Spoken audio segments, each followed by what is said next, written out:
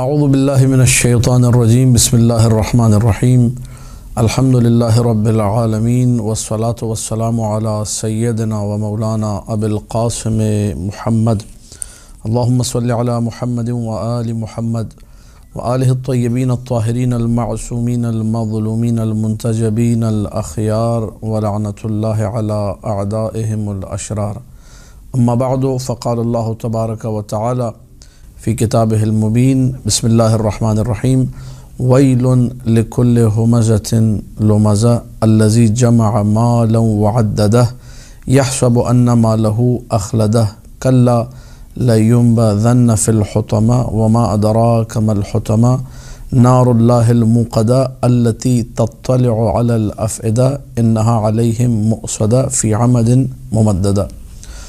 ناظرین محترم، سورہ والعصر کی تفسیر میں جو پیغامات تھے ان کو آپ کے سامنے بیان کیا گیا، اور سورہ والعصر کے فوراً بعد سورہ ہمزہ قرآن مجید میں موجود ہے۔ مفسرین کے قول کے مطابق یہ وہ سورہ ہے، سورہ والعصر کی تفصیل کی شکل میں اس سورہ کو یہاں پر رکھا گیا ہے۔ سورہ والعصر کا جو پیغام تھا کہ پوری کی پوری انسانیت خسارے میں ہے اور گھاٹے میں ہے سوائے مومن کے اور عمل صالح کرنے والے کے۔ تو وہ کون سا انسان ہے جو گھاٹے میں ہے، وہ کون سا انسان ہے جو ایمان اور عمل صالح سے دور ہے، اس کو سورہ ہمزہ میں مینشن کیا گیا اور بتایا گیا انسان کس کس طریقے سے اپنے لیے نقصان کو خرید رہا ہے اور کس طریقے سے خدا سے اور عمل صالح سے دور ہو کر اپنی آخرت برباد کر رہا ہے۔ آیات کا آغاز معاشرے میں موجود جو اخلاقی بیماریاں ہیں ان میں سے دو تین بیماریوں سے ہے۔ سب سے پہلی بات ویل لکل ہمزۃ لمزہ، خداوند متعال عذاب کا وعدہ کر رہا ہے، یعنی ڈرا رہا ہے، دھمکا رہا ہے۔ ویل جہنم میں کنویں کو بھی کہتے ہیں۔ ویل جو ہے ایک ڈرانے اور دھمکانے کے انداز میں جو ایک لفظ استعمال ہوتا ہے، وائے ہو تجھ پر، یعنی عذاب ہو، عذاب الہی ہو تیرے لیے، اس معنی میں استعمال ہوتا ہے۔ یہاں پر عذاب الہی کا وعدہ ہو رہا ہے، ویل لکل ہمزۃ لمزہ، عذاب الہی کا وعدہ ہے ہر اس شخص کے لیے جو ہمزہ اور لمزہ ہے۔ ہمزہ اور لمزہ میں مختلف معنی علماء نے بیان کیے، جو آسان ترین معنی، قریب ترین معنی۔ ہمزہ ہماز وہ شخص ہے جو لوگوں کے پیٹھ پیچھے ان کی برائیاں کرتا ہے، جو لوگوں کے خلاف باتیں کرتا ہے، لوگوں کے خلاف ایک دوسرے کو بھڑکاتا ہے، اس کے نتیجے میں خاندانوں میں جدائیاں واقع ہو جاتی ہیں، محبتیں ختم ہو جاتی ہیں، فتنہ اور فساد کو فروغ ملتا ہے اور مختلف طریقوں سے لڑائی جھگڑے فساد کا ذریعہ بنتا ہے شخص۔ اور لمزہ جو معنی رکھتا ہے، لمزہ کا معنی ہے ڈائریکٹلی کسی کو ہٹ کرنا، اور اس میں بہت سی جو گندے جملے سننے کو ملتے ہیں بڑے اچھے انداز میں کہ بھائی میں تو اسٹریٹ فارورڈ ہوں، میں کوئی بات دل میں نہیں رکھتا، منافقت میرے اندر نہیں ہے، میں تو منہ پہ بول دیتا ہوں۔ تو یہ تو منہ پہ بولنا تو انتہائی گندی بات ہے، اسی کو قرآن نے لمزہ کہا ہے کہ تم کسی کی توہین اس کے منہ پہ کرو، یہ تو حرام شرعاً ہے۔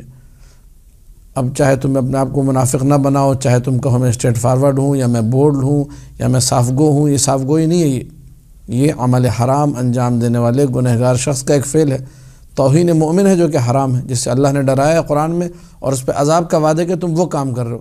اب چاہے تم اس کو جتنا اچھا رنگ دینا چاہو، الذین ضل سعیہم فی الحیات الدنیا، وہ لوگ جن کی ساری کوششیں جو ہے رائگاں اور فضول کی ہیں، وہم یحسبون انہم یحسنون صنعا، لیکن وہ خیال یہ کرتے ہیں، سمجھتے ہیں کہ ہم بڑا نیک کام کر رہے ہیں، میں بڑا صاف گو ہوں، میں دل میں کوئی بات نہیں رکھتا، اور سامنے والے کی توہین پہ توہین پہ توہین ہو رہی ہے۔ ویل لکل ہمزہ، اللہ نے ڈرایا عذاب سے، ڈرو۔ ہر ہمزہ کو بھی ڈرنا چاہیے اور لمزہ کو۔ یہ ہمزہ اور لمزہ انسان یہ خسارے میں، یہ گھاٹے میں ہے۔ الذی جمع مالا وعددہ، جس نے مال اکٹھا کیا اور اس کو گن گن کے رکھا، اور یہ سمجھتا رہا یہ میرے اس وقت کام آئے گا، بینک میں پیسے جمع کر رہا ہوں، جب میں بیمار ہوں گا تو پھر مجھے کسی سے مانگنے نہیں پڑیں گے، کام آ جائے گا پیسہ، بیٹی کی شادی کے وقت کام آ جائے گا پیسہ، یہ ہو جائے گا وہ ہو جائے گا، سب کچھ جمع کرتا رہا یہ تصور کرتے ہوئے کہ اب مجھے کسی کی ضرورت نہیں ہے۔ دنیا میں غرق ہوتا گیا، خدا پہ بھروسہ زندگی سے ایمان اور عمل صالح کو نکال دیا۔ جمع مالا وعددہ یحسب ان مالہ اخلدہ، یہ بہت سارے لوگوں کے ذہن میں یہ شیطانی وسوسہ ہے، گمان یہ ہے اس مال کو جمع کرنے والے کا۔ انسان مستقبل کی پلاننگ کرے، یہ بری بات نہیں ہے، انسان اپنی اولاد کے لیے پیسہ جمع کرے، بری بات نہیں، اچھی چیز ہے یہ، لیکن اگر یہ گمان ساتھ میں جڑا ہوا ہو کہ یہ مال مجھے بچا لے گا، مال تمہیں نہیں بچا سکتا۔ اگر تم یہ سوچ رہے ہو کہ مال تمہیں بچائے گا، یہ تمہارا خسارہ ہے، یہ نقصان ہے۔ بچانے والی ذات اللہ کی ہے، بچانے والی جو چیز ہے وہ صحیح عقیدہ ہے، بچانے والی جو چیز ہے وہ عمل صالح ہے، جس کا سورہ عصر میں تذکرہ ہوا۔ اگر کوئی یہ سوچ رہا ہے کہ میں مالدار ہو جاؤں گا تو معاشرہ میری عزت کرے گا اور مثال کے طور پر وہاں بھی میری عزت ہوگی، نہیں، ایسا کچھ بھی نہیں ہے۔ یحسب ان مالہ اخلدا، سمجھتا ہے کہ مال اس کو بچا لے گا، مال اس کو ہمیشہ حیات جاویدائیں دے دے گا۔ کلا، ہرگز ایسا نہیں ہے، مال سے عزت نہیں ملتی۔ اب آپ دیکھیے 3 سورے لگاتار ان کا پیغام دیکھ لیجیے۔ الہاکم التکاثر، تم ایک دوسرے پہ فخر و مباحثت کرتے رہے یہاں تک کہ قبروں میں چلے گئے۔ والعصر ان الانسان لفی خسر ویل لکل ہمزۃ لمزہ الذی جمع مالا وعددہ یحسب ان مالہ اخلدا، گمان یہ کرتا ہے کہ مال سب کچھ ہے، مال بچا لے گا، پیسہ ہی سب کچھ ہے۔ کلا، ہرگز ایسا نہیں، جو تم سوچ رہے ہو غلط ہے۔ مال تمہیں گھاٹے میں لے جائے گا، مال تمہیں خسارے میں لے جائے گا، مال تمہیں نقصان میں لے جائے گا۔ لَيُنبَذَنَّ فِي الْحُطَمَةِ، جتنا بھی مال جمع کر لو، بقا کچھ نہیں ہے، حیات جاویدانی کچھ نہیں ہے، تم بچ نہیں سکتے، نقصان میں رہو گے، گھاٹے میں رہو گے۔ گھاٹے میں کیسے؟ لَيُنبَذَنَّ فِي الْحُطَمَةِ، یہ جو بڑا ناز کر رہا ہے اپنے مال پر، اپنی دنیا پر، اس کو حطمہ میں پھینک دیا جائے گا۔ حطمہ کیا ہے؟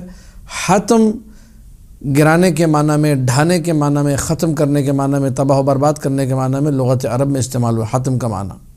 مقام حتیم جو موجود ہے خانہ کعبہ کے پاس، اس کو حتیم اس لیے کہتے ہیں کہ وہ گناہوں کو ڈھا دیتا ہے، ختم کر دیتا ہے، حتم کا معنی۔ نار اللہ الحاتمہ، وہ آگ حاتمہ جو جلا کر بھسم کر دے، ختم کر دے۔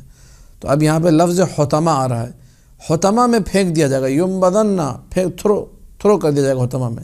یہ حطمہ کیا ہے؟ خود قرآن نے آگے بیان کیا، وما ادراک ما الحطمہ، تمہیں کیا معلوم کہ یہ حطمہ کیا چیز ہے؟ نار اللہ الموقدہ، یہ وہ بھڑکائی ہوئی آگ ہے جو اللہ کی بھڑکائی ہوئی آگ ہے، اور جس آگ کو اللہ بھڑکائے اسے نہ کوئی پانی بجھا سکتا ہے، نہ میں اور آپ جیسے انسان، کسی میں یہ قدرت، طاقت، ہمت نہیں کہ پھر اللہ کی بھڑکائی ہوئی آگ کو بجھا سکے۔ ہاں ایک چیز ہے وہ خود اللہ نے بتائی ہے جو اس آگ کو بجھا سکتی ہے، وہ کیا ہے؟ وہ سورہ عصر میں ذکر ہو گئی، الا الذین آمنوا وعملوا الصالحات، اپنے آپ کو ٹھیک کر لو، ایمان لے آؤ، عمل صالح، تو پھر یہ آگ، اس آگ سے بچ سکتے ہو۔ ورنہ اگر دنیا میں غرق رہے اور پیسے کو سب کچھ سمجھتے رہے اور لوگوں کی برائیاں کرتے رہے، لوگوں کی توہین کرتے رہے، غیبتیں کرتے رہے، تو لَيُنبَذَنَّ فِي الْحُطَمَةِ، تمہیں حطمہ میں پھینک دیا جائے گا۔ ما ادراک ما الحطمہ، تمہیں کیا معلوم کہ حطمہ کیا ہے؟ نار اللہ الموقدہ، یہ اللہ کی بھڑکائی ہوئی آگ ہے، تطلع علی الافئدہ، یہ انسانی وجود سے نکلے گی، یا بعض تفاسیر کے مطابق اگر قدموں سے بھی اس آگ کو بھڑکایا جائے تو انسان کے سینے تک جا پہنچے گی۔ تطلع یعنی آگ جا پہنچے گی، علی الافئدہ، فؤاد کی جمع افئدہ، فؤاد کہتے ہیں دل کو، سینے کو، انسانی، یعنی بہت زیادہ بھڑکتی ہوئی یہ آگ ہے۔ آگے جو جملے ہیں وہ اسی آگ کے حوالے سے، انہا علیہم مؤصدہ، یہ آگ وہ آگ ہے علیہم مؤصدہ جس نے چاروں طرف سے ان کا گھیرا کر رکھا ہے۔ وصدہ عربی زبان میں کسی چیز کو دوسری سے جوڑ دینا، ملا دینا، یعنی آگ ان سے بالکل جڑی ہوئی ہے، بچ کے کہیں جا نہیں سکتا بھی لوگ، آگ ان کے اتنا قریب ہے، ان سے اتنا زیادہ متصل ہے۔ انہا علیہم مؤصدہ فی عمد ممددہ، بڑے بڑے ستون ہیں، ان ستونوں کے درمیان جو لمبے ستون ہیں ان کو بند کر دیا گیا ہے، اور چاروں طرف آگ ہی آگ ہے، نکلنا اب ممکن نہیں ہے، بچانے والی کوئی طاقت نہیں ہے۔ کیوں؟ کیونکہ اس انسان نے عقیدے کو چھوڑ دیا، عمل صالح کو چھوڑ دیا، اور اس دنیا کو سب کچھ سمجھ لیا۔ تو خلاصہ یہ کہ اس سورہ لمزہ کے اندر ان الانسان لفی خسر کی تفصیل کو بیان کیا گیا۔ انسان خسارے میں کیسے؟ جب اللہ کو، جب ایمان کو، جب عمل صالح کو چھوڑا اور غرق در دنیا ہوا، اور اپنے آپ کو فرعون سمجھنے لگا، انا ربکم الاعلیٰ کا نعرہ لگایا، اور یہ کیفیت اس کی بنی کہ مال اکٹھا کرتا گیا، اور یہ سمجھتا رہا کہ میرا مال مجھے بچا لے گا، یہ مال ہی میری بقا کا باعث ہے۔ تو اللہ کہہ رہے ہیں مال تمہیں بچا نہیں سکتا، تمہیں تو جہنم میں پھینکا جائے گا، اور جہنم میں ایسی آگ ہوگی کہ جو آگ تمہیں چاروں طرف سے گھیر لے گی، بچنے کا کوئی امکان۔ اسی کو کہتے ہیں گھاٹا، اسی کو کہتے ہیں خسارہ۔ جب یہ سورہ ہمزہ میں اور آپ پڑھتے ہیں اس پیغام کے بعد کہ انسان کا خسارہ اس سورہ کے اندر بیان ہوا، تو اس سورہ کو پڑھنے کے فائدے ہیں۔ جب انسان بار بار یہ سوچتا ہے کہ کس طریقے سے خسارہ ہے، ویل لکل ہمزۃ لمزہ، اب غیبت سے بچنا ہوگا، اب مومنین کی توہین اس سے انسان کو بچنا ہوگا۔ جب مال کی بات آئی، مال جمع کرنا اور مال ہی پہ بھروسہ کرنا، اب انسان مال پہ بھروسہ نہ کرے، اللہ کی ذات پہ بھروسہ کرے۔ زکوٰۃ دینا آسان ہو جائے گی، خمس نکالنا آسان ہو جائے گا، صدقات خیرات آسان ہو جائیں گے، ہر چیز آسان ہو جائے گی۔ مال میرا ہے نہیں، مال میری بقا کا باعث نہیں ہے، بقا کا باعث ایمان اور عمل صالح ہے۔ جب یہ پیغام اسے مل گیا اور اس نے کثرت سے سورہ کو پڑھنا شروع کیا، اب ہمارے سامنے وہ روایت آتی ہے جو ابو بصیر نے امام جعفر الصادق علیہ الصلاۃ والسلام سے نقل کی۔ مولا فرماتے ہیں من قرأ ویل لکل ہمزہ فی فریضۃ من فرائضہ، جس نے اپنی واجب نمازوں میں سے کسی ایک نماز میں سورہ ویل لکل ہمزہ کو پڑھا، اس سورہ کی تلاوت کی، نفت عنہ الفقر، نفت یعنی یہ سورہ دور کر دے گا عنہ اس پڑھنے والے سے فقر کو۔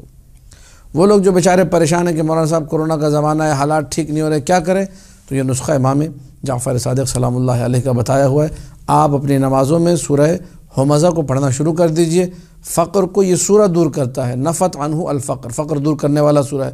وجلبت علیہ الرزق، فقر کو دور کرے گا، محتاجی کو دور کرے گا، رزق کو کھینچ کے لائے گا، یعنی دونوں اس کے کام ہیں، فقر کو ختم بھی کرتا ہے اور رزق کو کھینچ کر بھی لاتا ہے۔ وَتَدْفَعُ عَنْهُ مِيتَةَ السُّوءِ، جو بری موت ہے، کوئی بعض لوگ جل کے مرتے ہیں، بعض لوگ بجلی کے کڑکنے میں مر جاتے ہیں، کوئی کھمبے پہ لٹک کے مر رہا ہے، کوئی ایکسیڈنٹ میں مرتا ہے، بیچارے کا تھوبڑا جو ہے وہ پہچانا نہیں جاتا، بالکل سر الگ ہو گیا جی، منہ پورا پھٹ گیا بیچارے کا، ٹانگ، گندی گندی موتیں آپ سب ٹی وی میں ادھر اخباروں میں سنتے دیکھتے رہتے ہیں۔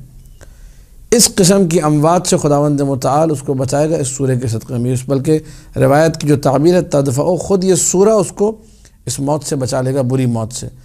یعنی اس سورہ کا اگر ہم لوگ کمال کو ڈیوائڈ کریں، دو جملے جو روایتوں کے خلاصہ نکالیں، تو یہ سورہ ایسا سورہ ہے جو دنیا بھی اچھی کر دے گا اور موت کے وقت اس کی آخرت بھی اچھی کر دے گا۔ دنیا میں فقر کو دور کر دے گا، رزق کو لے کر آ جائے گا، اور آخرت کے حوالے سے جو گندی موت ہے، بری موت ہے، اس سے بھی بچا لے گا۔ لہٰذا کوشش یہ ہونی چاہیے کہ اس سورہ کی تلاوت اپنی واجب نمازوں میں اور آپ شروع کریں۔ مطالب جو ہے یہاں پر بہت سارے، ظاہر مجموع البیان جیسی تفسیر جو ہے اس کے اندر تفصیل ہے، اعراب ہے، ترکیب نحوی ہے، بہت ساری چیزیں، لیکن بہرحال خلاصہ اس سورہ کا یہ ہے، سورہ والعصر کے فوراً بعد اس کی جو پلیسمنٹ ہے وہ کمال کی ہے، انسان گھاٹے میں ہے، کیسے گھاٹے میں اس سورہ میں بیان کیا گیا۔ اب جب آپ اس سورہ کو ختم کرتے ہیں، فوراً اس کے بعد سورہ فیل آ جاتا ہے، الم تر کیف فعل ربک باصحاب الفیل، کیا تم نہیں دیکھتے کہ اصحاب فیل کے ساتھ کیا ہوا؟